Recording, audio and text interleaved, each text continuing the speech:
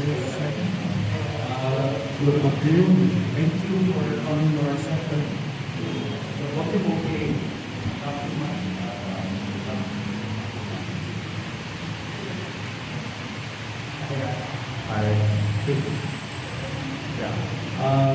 I guess we introduce ourselves. I am Dom Cimafranca. It's Benedicto Lim Jr. You know me, but maybe you want me to know good stuff. So, this is a background. We're going to talk on the story of our forefathers. This is a book project that we worked on. And to kick things off, basic.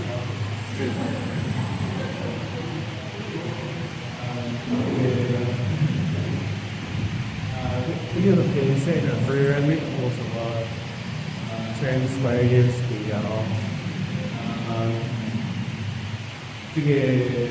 the period that we covered is around turn of the century until Peru partition from our 50s. So these are the people we Peru.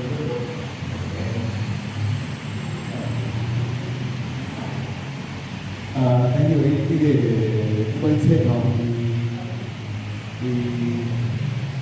we started this outdoor to Angola or among 4 sects. Another soul, Då lärde det är polisi där kom vad man är men det är så shit vad kan det har jag inte so from there we started to be consulted on the set. And that way, we had a good feedback. So around 2012, around 2012, we formed the first focus group discussion. So we invited were Gerald, probably the late Dominique, the late Lannang, and then my daughter, Nancy, and Gerald, Jose. So in Tonatop, this is a portrait. They all Tun, Edgar, Jacob, Ahmad. So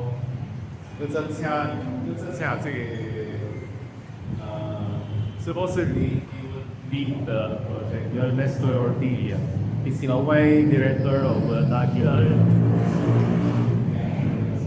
SCR, culture of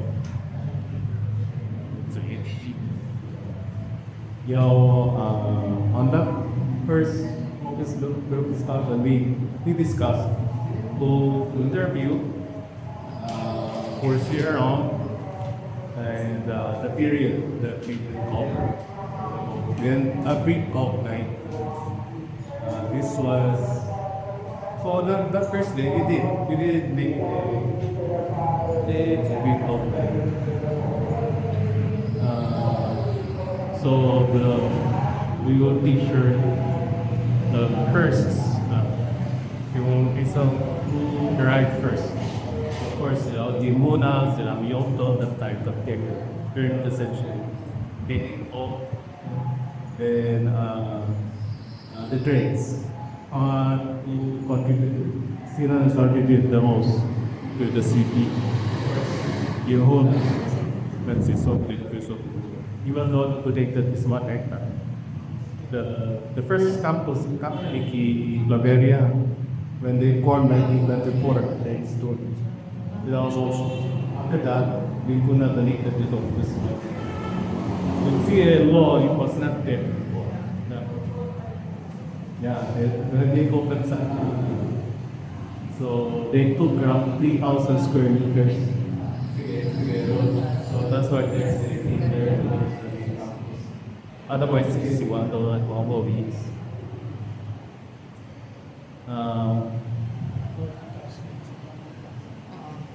So in Warmers, to start the post, you are able to hire the Passing and E.P. Castillo. They are very nice, good publishers. Na si Casey Ateneo. Is and E.E. are connected to the Ateneo Davao College. So they were the ones who made give us the Davao area. Okay, so the first meeting, we had Shun Yi, Steve Arquisa. Okay. We are members of the Davao City Chinatown Urban obviously. We were appointed during the time of the UDK. You can let's see this February 2nd of what we have. Okay, so moving on, we started interviewing Shunzi, Nelite si Wilbur Dinde, and Aniko. Getting so Zabo, she was a teacher very in Jesu. Then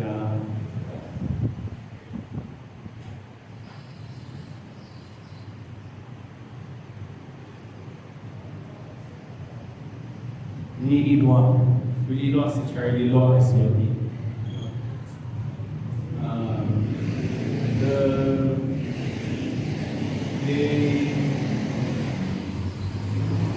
I don't know the old elder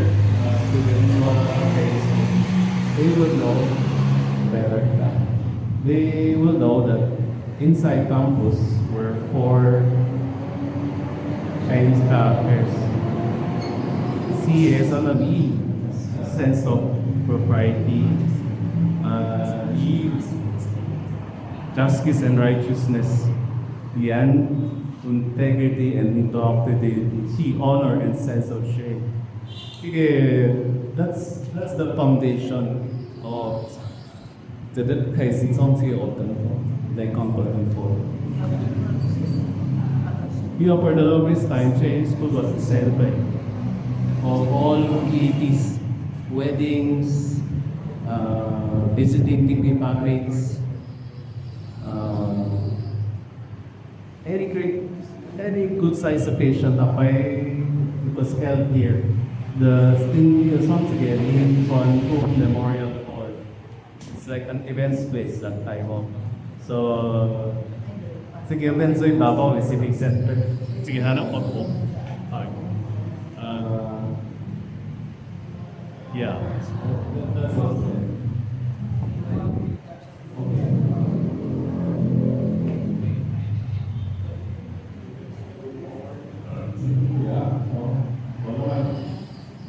That's well, that's how we have spoke. It's actually it's already done. The case it's a draftal very text. The coffee table book is done. We're into the publishing stage. We're waiting for the consequent disease by the city measure. It's entirely sponsored by BDO. BDO gave us the C-band to start the book, and we had it and we passed the city pressure office. Kasi being never forbid the opposite channel, I'll consider faucet over. So that's the money is so we're waiting. I like can take a little bit more. Well, maybe I'll go like this, a little CP this side. But it is okay. We're about to go to publishing. It's in the that stage. Yeah.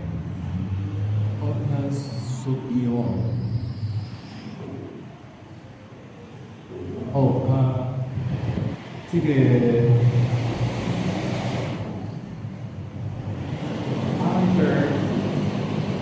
After the interviews, we were quite confused about the line. So, sa kay 75. Then we did hire Miss Gerald you're familiar with Cody. Cody is one of the co-founders of the Davao Basin Coast. No? He's the wait. Yes. Davao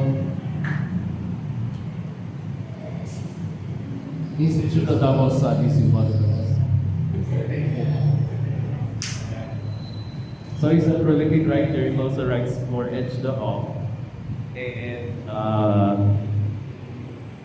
he's a chronicle of Davao Kistic. So very educational, very informative in the expat of now and then events creation. And of course, Dom Cimafranca. Dom Cimafranca used to be with Ateneo, but his passion is really literature. And he one coming in, so both of them collaborated to write this book.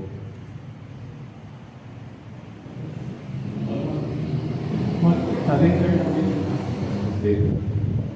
the contents of the book, anything you want to know, you can ask it. Okay, so sige, before class, you will sleep in most to get started. My okay is not so good, okay? And sometimes I like sleep practices like, yeah, the background. Jude is actually my uncle. He's beating, my wife is Swiss. That's how I can, that's how we got.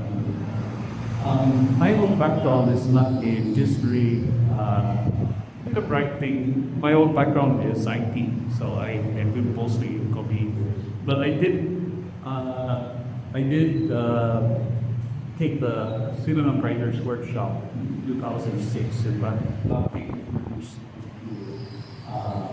the global literary world. My old background is in studies, so Davao. Normally, when you talk about the global Chinese community and literature books, normally that's basically what it's speaking. But anyway, because the students that write these my passion, and part of the work that was part of the Davao Writing Studio, and one of my biggest, one of the achievements I'm proudest of is we've been running with writers literary journal for us running almost 20 years starting. So we're collecting stories. We're collecting stories all over Mutant Law. Okay. Yeah. So that made me that little project also showed the importance of writing down this song. But he gave opportunity to write in the history of to look into the history of the Chinese, which for me was, before I started this project, was really quite unclear. And part of that is actually because of, we speak with our grandparents, and then the stories are all disjointed. See, why?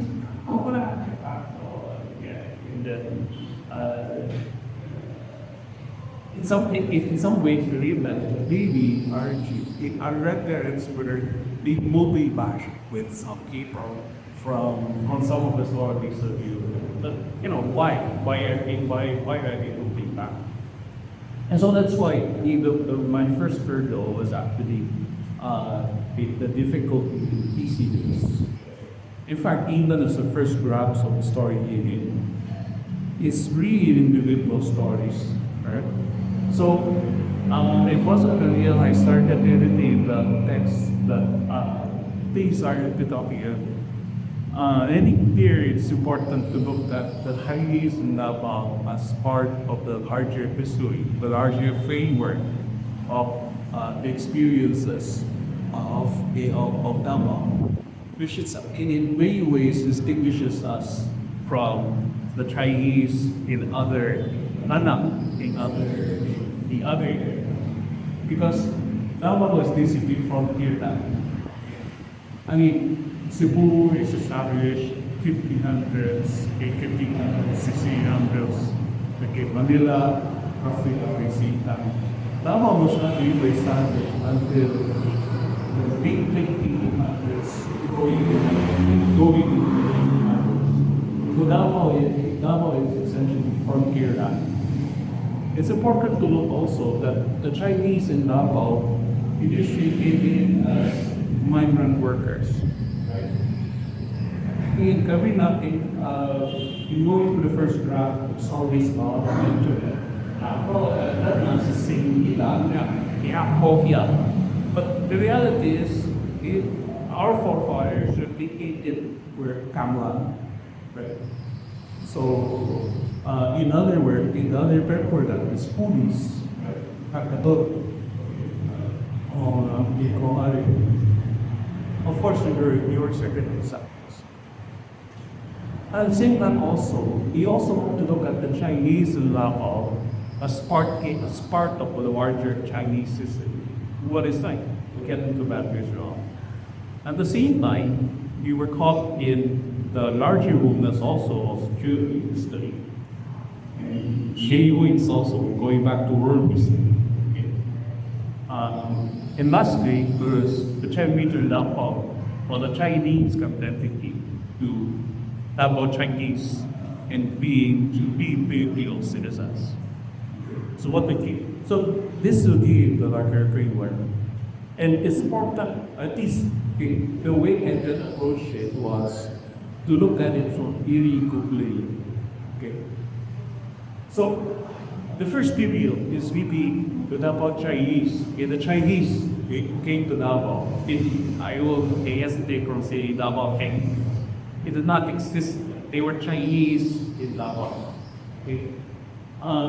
In their background, if you're looking at that period from the 1890s to the 1910s, this was the twilight years of the Qing dynasty. Or you can try to be in art interpretation, it's currently it's called the century of liberation. So the Qing dynasty was the last dynasty of Chinese system. And this was a time when with all the colonial adventurers like the British, the British, the Dutch, and the Germans, and the Japanese were starting to invade Japan. But this history is also the open thing. So this was actually in England already is twilight years. The country was a city. So if you look at it from the point of view of the ordinary Chinese, what options did they have? They were poor, represented care. So the only way out was get out of the country. And so there was this mindset that we have to leave home because if the country is going into ruins. So you go out there to find your fortune. And these were children, Arthurs, super children. They were 15 years old, 16 years old, being sent out, right? And the basic message was, if you're not successful, don't come home. Right? Don't come back, come us. So already it tells us a bit about the mindset of those who are out. I take note also that if we now focus in Davao, this is also the end of the Philippine War. Right? So Davao was like in Mindanao, Davao was separate territory from the Spanish areas until the 1850s when Jose Oyanguren ventured to settle in Davao. This was territory of Linis. Okay.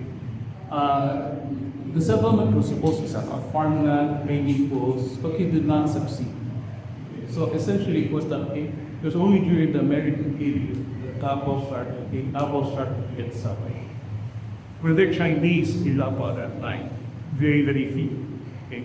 Most of the Chinese were actually in Zamboanga, some local, some local, were the post areas. But in the Americans coming in, the main driver was actually the Abacate.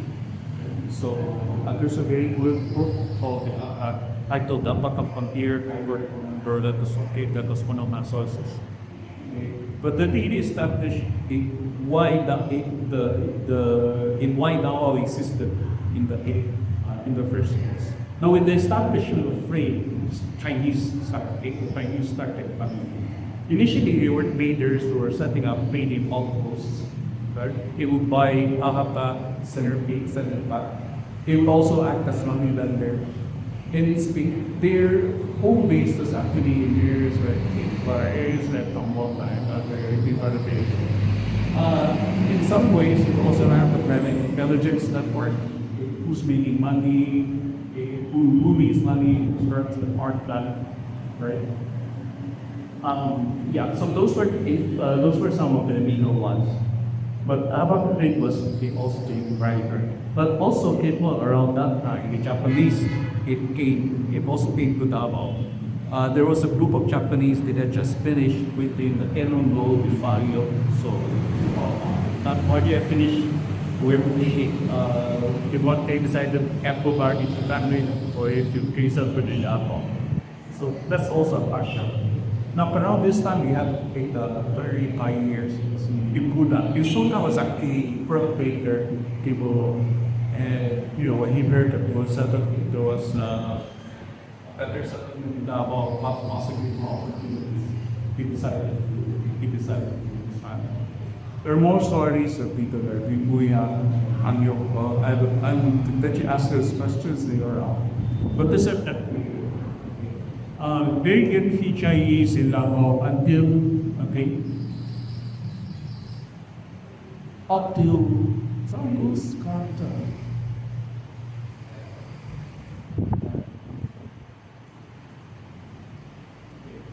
by 1918, we basically had going around less than 1,000 PTA, less than 1,000 training, 800. But it started from the 19 going and 30s was the start of move years. They grabbed up get by driven us. Apata is basic, that line was basically a lyrical part. They did so many others. Really strong, really even better. Okay, there were 1,001 users, so that it was basically a war car. It was used to pathogens. So there was a huge demand for that. Moment bus cycle, but that was what didn't do it. Also take note that around from the 1920s to the 1930s, you had the rise of the popular China. The Qing dynasty fell, Sun Yat-sen, met to establish the first the Chinese law. And so at that time, there was a bit more hope, right? We're now going to a more modern time. And so it was at that time, if you look at Davao, around 800, it was a Weaver community again. And one big event was you had the Chinese consul come to visit community in Davao. And it was that visit by the Chinese consul in the Davao Chinese school, right? That was created as a meeting one. So the Chinese visit the consul was around 1980, right? And so, remember earlier on, I said people believe Davao mostly work interstate models. And now you have Davao as a industry, more businessmen, artisans, sealers, teachers, but there were also still ways about let you ask a question later on. particularly some there's some interesting, there's some really interesting stories out of that. But that one basically was becoming more and more pedestrian. And then there were also Chinese workers. The Lannang, it's from Bangkok. This is also the start. Santa Ana, as people were supporting it. So essentially, good years. Comparatively, Chinese were still small. Okay? Around that time, Taiwan was the Japanese company. So much so that the Philippine government was afraid of Japanese as well about any practice. Okay? Because they were the Philippine monument, Philippine American, is basically afraid the Japanese will put in their powers. So this is around that time the Japanese seems to stop, or the Japanese taking over that also. But the war years, okay, remember that things would take, worldwide things were coming to a war.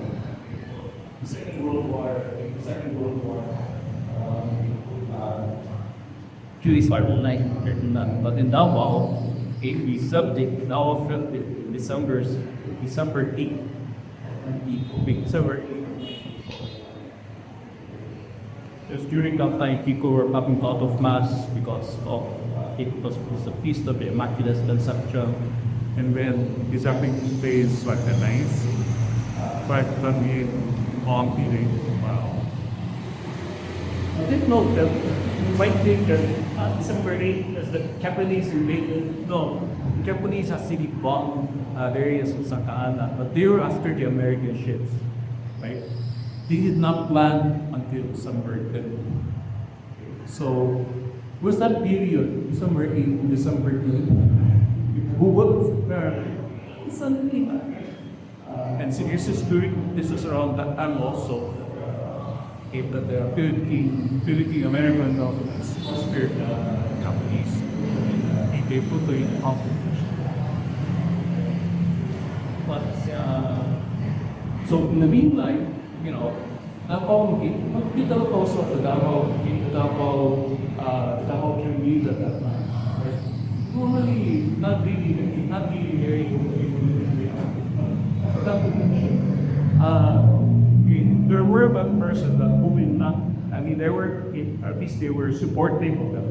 They supported as the pictures of the grand uncle of my leader, because the grandfather of my wife is speaking at that seems to be a so they were politically active, but their politics was actually towards not towards the Philippines, not towards that all. And yet, if you think about it, the Japanese were in the current topics, you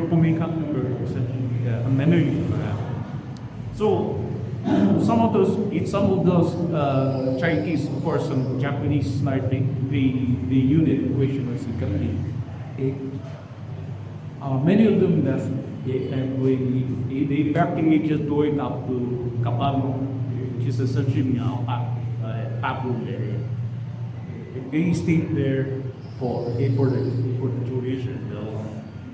Among them was the father of people. He stayed up there long. The place take vacation. But can't there sort of that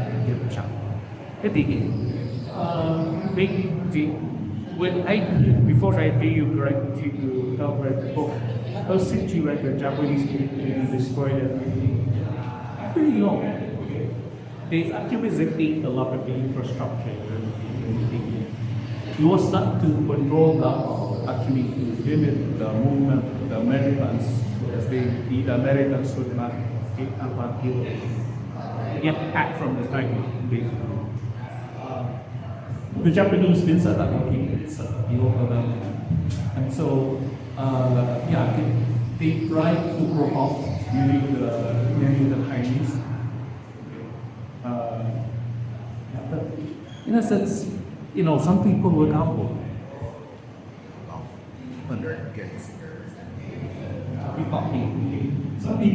Some people were talking to me. Some people were talking to me. This is the hard part. I think we don't power the C1 but some people have able to pick up. The reality is people who were planted as operative first.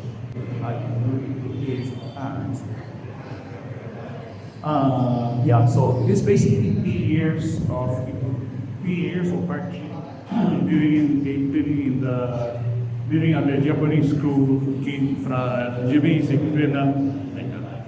And around 1945, of course, airplanes started up. So what usually happens with American liberation is they tend to destroy a lot of aircraft.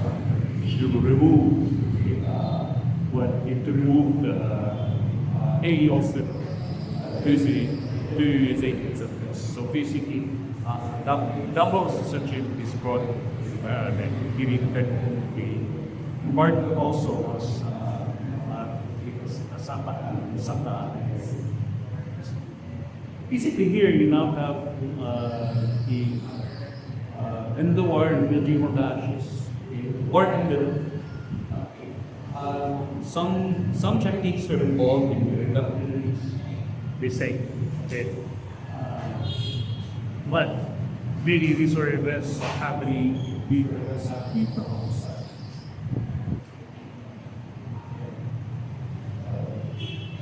so what happened post-war? There's this stories also. The story of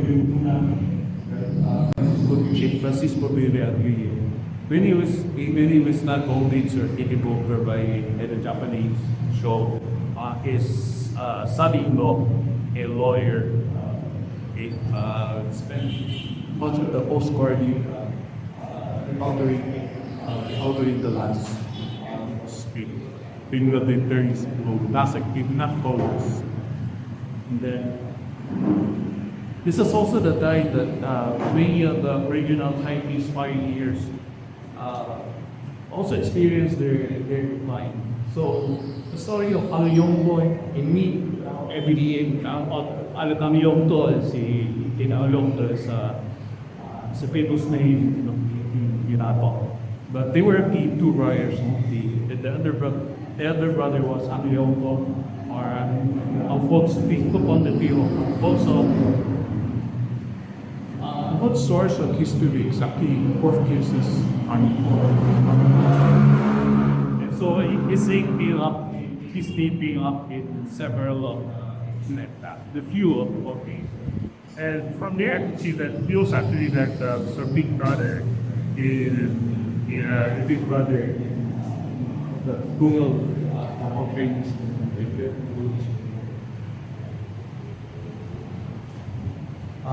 unfortunately, Kyoto was murdered. The Satan he started after the war. It's somewhere the important documents. He was murdered in front of the sun.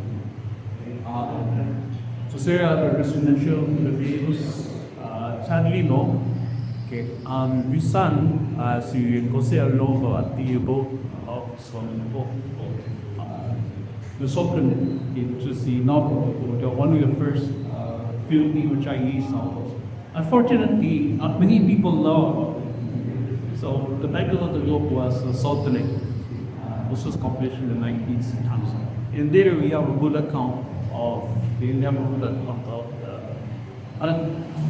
it's like a fictionalized oil, so I don't know how much it's true.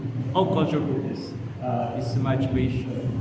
But there, even bottle pink, you can see bits of the dynamics of the furniture.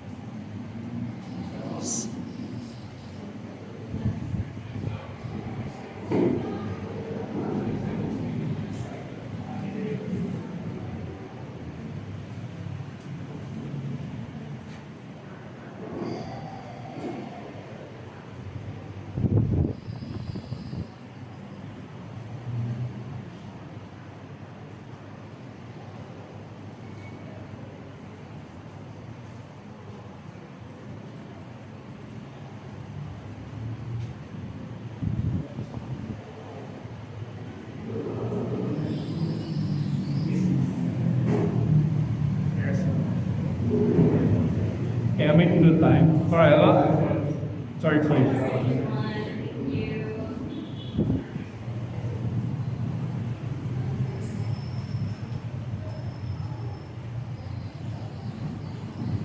So, this actually forms like the first period. Yung Chinese coming in the Davao pre-war date around the start of the 1900s and some doing on Ibu Dalaways. The war was like the solid dividing. Many of the Chinese were actually killed. Many of them were associated with the alchemists, and they were the chairman, members of the board, okay, who were marked as wanted men by anti-Japanese Japanese. Sorry, I don't remember all the names. I think it's important. This is the important to note that demarcate between many countries did make the suicide of the war. There were some families which were pitied. You can't touch the process. Some of those, many of the old Chinese, they still step years or have shooting go. You were not actually the businessmen. They were not all of them. They have fairly very to the crack. Many of them were farmers. There's an interesting story. Woman who came here looking for her husband. You want to put a porta value okay. So those were some of the stories. But so post-war was actually another big deal because you had the construction of Davao, okay? You had the reconstruction of Davao, and money was imported. Opportunities started coming. So it wasn't just the Chinese coming, it was actually us. It's a lot of country. Gerald because of opportunities. We're like all of the Republic of China. So Chiang Kai-shek, Taiwan, and then there also the rise of the people's republic that came around 9 people.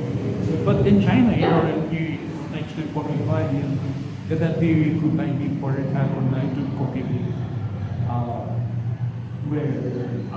There was still a bit of uncertainty, but people could still come and go in parts of that time. But by 1948, another curtain had fallen. But many of the Chinese from China at that time also escaped into China. If they come to the Philippines. Some came to the Philippines where we were in Indonesia, by Malaysia.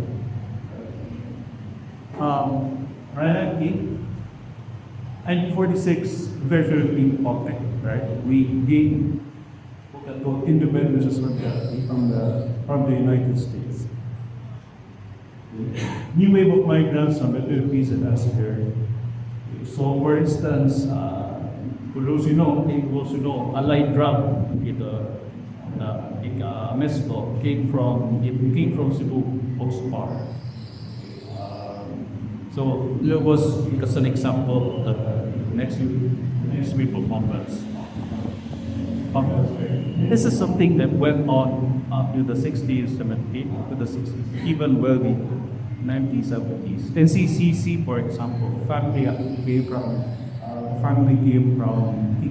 Symafranca that established and their first store here, City Commercial Center, here outside but basically, he had people close, okay, and that became another control. Pains for Chinese. That they were saying, you're not European citizens. So, some I think with some who wrote that Taiwanese stuff. But it was a vehicle of state discrimination because you have the retail law, right? They call it Weibon in the Chinese law, which basically restricted the Chinese from operating retail businesses. Case in point, for those who remember, there was a bus store before called Lannang. So in here, but then after that, after the retail plate law came passed. But today, the Buddhists have retail books decision to research the rules. But there were other ways around that to incorporate the business partners. Customer jobbing. Unfortunately, there were some Chinese who had the working the citizens prior to that. Okay. But this is also around the same time. Here you had the Chinese, you had second generation Germans who were already coming of age in Davao.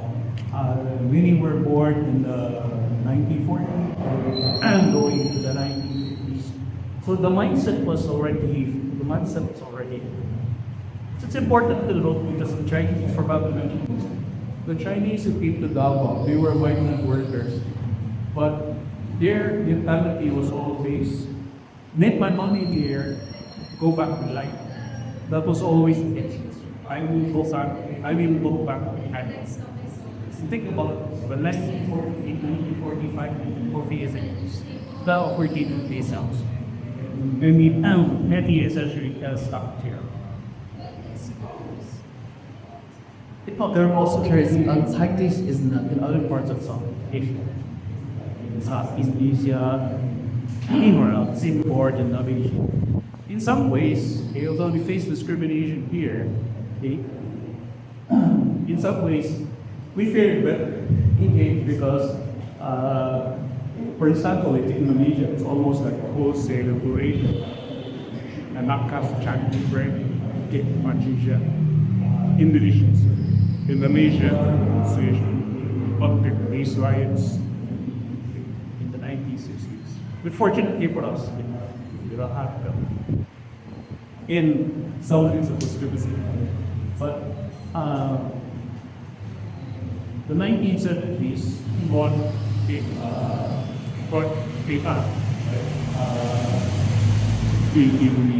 there were rewarding relations with the Philippines and Thailand. So what's known as very years, respectively, was during this time, Ferdinand Marcos Sr. actually announced that Master basically waiting to prepare for Chinese to the Philippines of the past. But around the same time, for asking about, you were also walking the cost line of market law. So,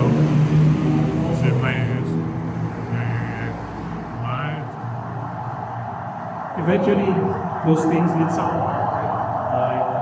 Those ways settled down. So yeah, about Chinese is now our MBK's debt and our infiltrating society. Domestic migration continues. Many people will ask, what about the Tistas? What topic is like? They're actually a part of domesticating. So here you now have the Davao Pangilinas businessmen, educators, scientists, artists, and also missionaries. More than in our book, beauty. And here we also have international recreation center. Yadang Gyupo, I mentioned earlier. And Yadang Gyupo, the internationally regarded Thai harpers, also and national artists. Mentioned as family was such a size. What about Lolin Samanil? Of course, everybody was jumping. The certain case at the school, but the father came to Davao, the family came to Davao in the 1980s. Eventually, he moved back to Many other Lannang Bento guys, as far as purpose, you don't really know them. They're quite famous elsewhere. In the book, we cover cite this Fred who's a well-known civilist thinker, who's a pioneer of military. Here. So basically, it's just a theory where when we solve this,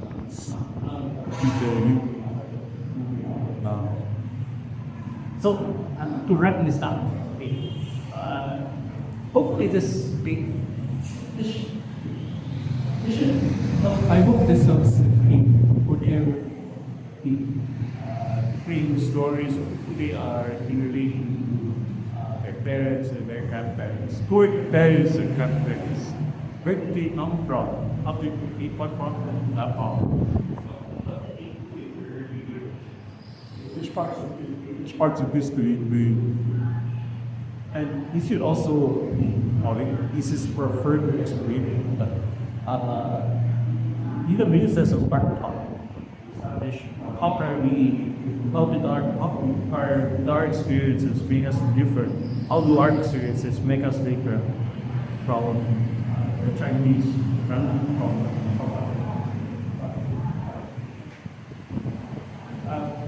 my own story, I was closer to my grandfather, part of the mother side. So we were very young. It's not about that.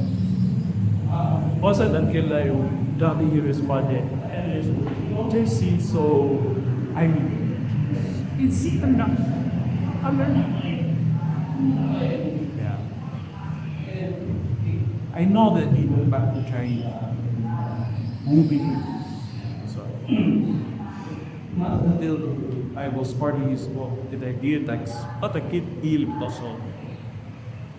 His parents, this was so pati not visit this, that not serious happy in, but years, in tears, almost and I think for some old Chinese that feel nerdy in that way, you're Chinese, go back to China. There's always that. Yeah, that when it's still possible for them now, it's just back. So I speak for now. You open the doors. Pwede Bisaya ng kapitan natin. Tanto.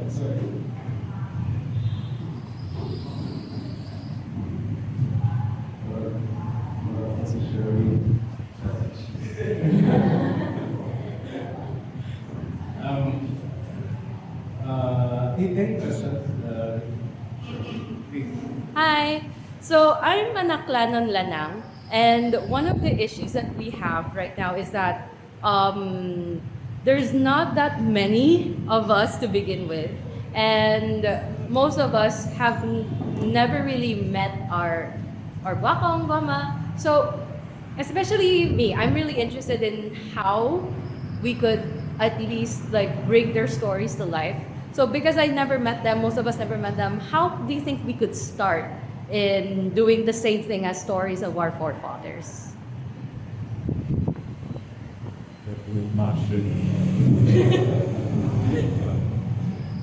There is actually the book as a labor now. It's preserving our history. We want to share this with other generations. You have to be passionate. Just a little small or two. Maybe that's what started this book. Who do you see? From Aklan, right? Aklan, yes, Kalibo. How big a community do you have? Not that big. If we're going to put communities, there's only really one Chamber of Commerce, and then there's the Women's yung FFCCWO. That's pretty much it. Everyone, well, all communities would say everyone knows everybody, but that one very, very literal. I think there are about not even above 50 families. Though there's the Filipino-Chinese cemetery.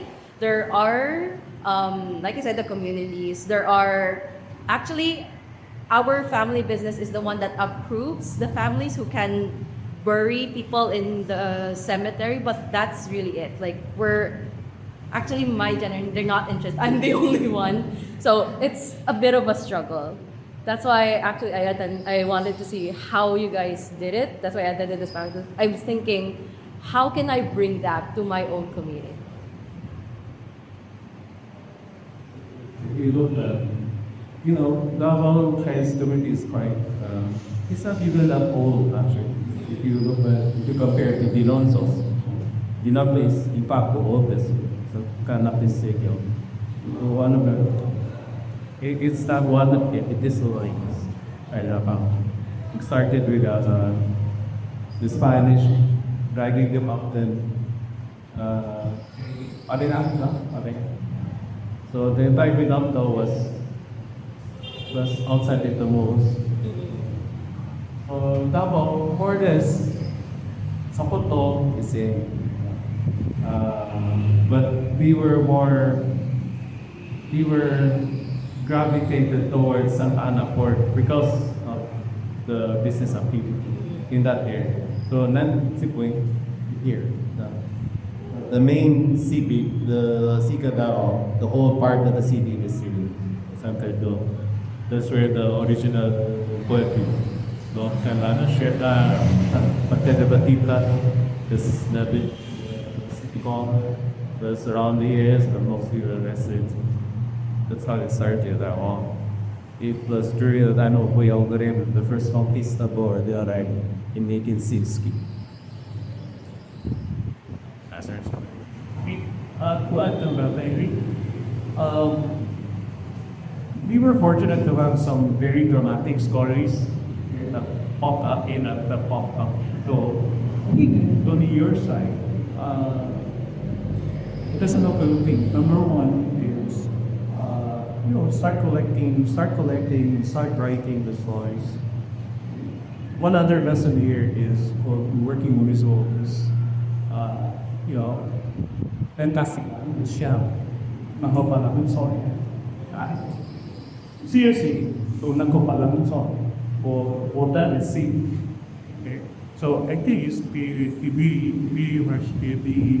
research with that. And people start giving the anchors to some dramatic story, right? So much to that thing. Give us a piece of media for the right. At the same time, I think you have to ground it in your own what this is. Like how to be hungry of what the first people did, or not even the first people, even the stories. Start with that, like what brought unborn and not. Where did they come from? Where did they come from? And you know what? If you get better story from them, just make it back. Okay? Because another part is our own mythology. Because you don't tell it, you don't go enough, you don't tell enough people story. What do you mean by making it up? Make it up. Imagination. It could just be this, okay? If the story isn't that exciting, make it exciting. If people, the story is from one or two, if the story is from two people, then they have it. It's a bit compositions answer, but History is one thing, but history at the end of the day is the story. I also don't feel a lot about what I write in Acting 2, and it came from the stories of people around that. This happened. So I just write it down. And I make it as interesting as I make it as good as you time. But the important part is the storytelling. What aspect, what anchor of the story of this book? Because the area of Sichuan that having made all his uncle, Lannang. How after the war, before the war, they doesn't speak Yukonongas. And so when the families actually they give us like the atiak of the food. So they gave them their money, fuels for sick people. And put them in the seed box to be buried well somewhere in Santa Ana. And after the war, they back to there, back so bakit sila, that's right. But that's a story, that's a dramatic, it's a dramatic piece. Okay, that's a dramatic piece there. Yeah. So that's an anchor. That's an anchor. We talk more about it. Sure. Okay, well. Thank you. Yes. You know, a few months ago, I attended a talk in Pangasiloy. It was a kaisa Philippine. I forgot the name of the historian. I think he was a historian in the Philippine life who was sponsored into Nagsa. But what he did was he went to Spain. And it turns out the archive of Spain, everything you can scan. Before you had to pay. Now if you go there, you can scan, and you can scan, and you can online, you can access it for free. And so he was telling stories of how the Chinese were really the lighthouses. They were very skilled with the stones in areas where Filipinos didn't even support the Chinese yet. What is there of might in there? So, he also tried contacting this guy. He tried to scan as much as he can. I don't know if he stories that quote in Antique or any your things. So you have some sort of brownie, some stories, right? You That's a good start research for people to China in place where the Filipino Chinese are, and there's a village there, and there's some documents that might be tied to at least for the past that you get updated, and then the past that you get okay, because I don't go. I actually have an ancestral book, like the family ancestral book. I actually have it upstairs. I'll show it to sa inyo later. It's just that I can't read it. But I'm hoping that it can at least help me, would help point towards a certain direction, I guess. Because our community is small and it's honestly dying. In my generation, no one can speak it anymore. No one goes to, no one has ever attended the Lannang school because the Lannang school is 3 hours away. So I guess that's one of the reasons why I went to Lannang Archives, is because I want to be able to bring back Lannang culture in Aklan. And that's why I'm looking at stories on our forefathers, looking at different things to see what can I start with. What can I do to cement these stories and give them a place in the world? Thank you.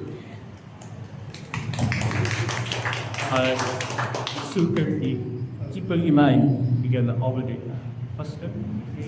Just curious, who is the oldest person?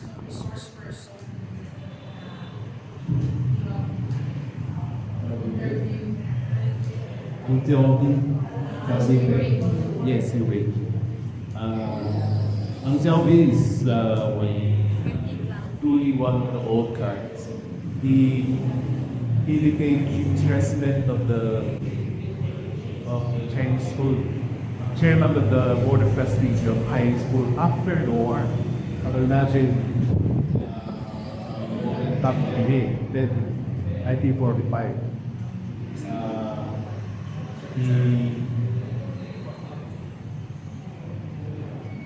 I can still remember that time we interviewed the Nancy, the daughter, I think. and he will be the same Catholic everywhere. So, sign from UK. He dies at 109 years old.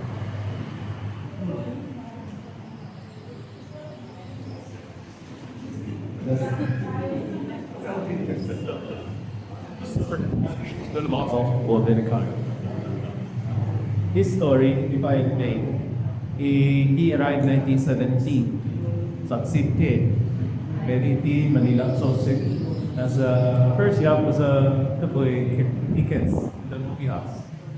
And he went on to become the scene door, captain of the Manila Piers. Then later on, he went on to work for Japan Toramo. And that is where he did his purpose. After 10 years, he came to Davao. 1927, he arrived Davao, Davao.